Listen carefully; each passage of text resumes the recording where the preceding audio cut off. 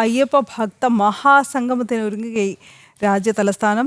Delhi RK പുരം അയ്യപ്പ ക്ഷേത്രത്തിൽ നടക്കുന്ന മഹാഭക്ത സംഗമത്തിൽ ശബരിമല സംരക്ഷണത്തിനായി പ്രമേയം അവതരിപ്പിക്കും. ഡൽഹിയിലെ സാംസ്കാരിക സാമുദായിക സംഘടനകളും ക്ഷേത്ര സമിതികളും ജനം TVയും ചേർന്ന് നടത്തുന്ന സംഗമത്തിൽ ആയിരക്കണക്കിന് വിശ്വാസികൾ പങ്കെടുത്ത് അയ്യപ്പ ജ്യോതിയും തെളിയിക്കും.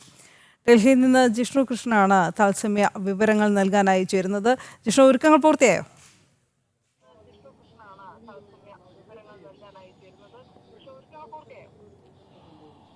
ഡൽഹിയിൽ RK പുരം അയ്യപ്പ ക്ഷേത്രത്തിൽ അയ്യപ്പ ഭക്ത സംഗമത്തിനുള്ള ഒരുക്കങ്ങളെല്ലാം പൂർത്തിയായിട്ടുണ്ട്. വൈകിട്ട് 5:30 പരിപാടി ആരംഭിക്കും.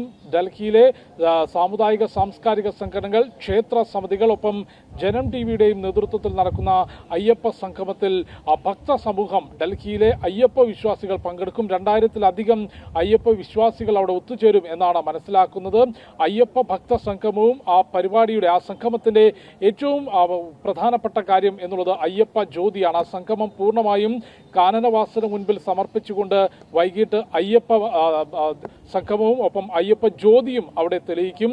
ആ ജ്യോതി തെളിയിച്ചുകൊണ്ട് അയ്യപ്പന്റെ അല്ലെങ്കിൽ ശബരിമല ആചാര സംരക്ഷണത്തിന്, ശബരിമല ക്ഷേത്രത്തിന്റെയും ആ ക്ഷേത്ര ചൈതന്യവും എക്കാലവും സംരക്ഷിക്കപ്പെടണം എന്നാവശ്യപ്പെട്ടുകൊണ്ടുള്ള പ്രമേയം സംഗമത്തിൽ അവതരിപ്പിക്കും. അതിൽ 3 കാര്യങ്ങളാണ് ആ പ്രമേയത്തിൽ ചൂണ്ടിക്കാണിക്കുന്നത്. ഒന്ന്, ശബരിമലയിൽ പണത്തിന്റെ പേരിൽ ഭക്തരെ വേർതിരിക്കുന്ന നടപടി റദ്ദാക്കണം.